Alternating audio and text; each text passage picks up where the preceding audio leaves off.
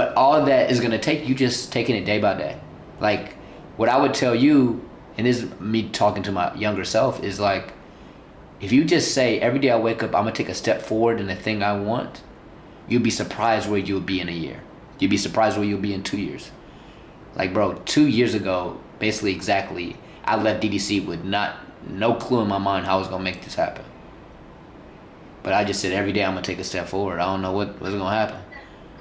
And now I'm here. You know what I'm saying? So, bro, just one step at a time. What's one way I can get better today? Is that me listening to another podcast? Is that me reaching out to people that I want on my podcast? Is that me getting a new logo? Is that me, whatever it may be? Take a step forward every day. And every day you take a step forward, the step is gonna get bigger. But it's still one step. But the step is equal to like 20 steps from where it was last year. You know what I mean? So if you just keep taking the steps consistently, then you get bigger steps. And then you end up somewhere magical.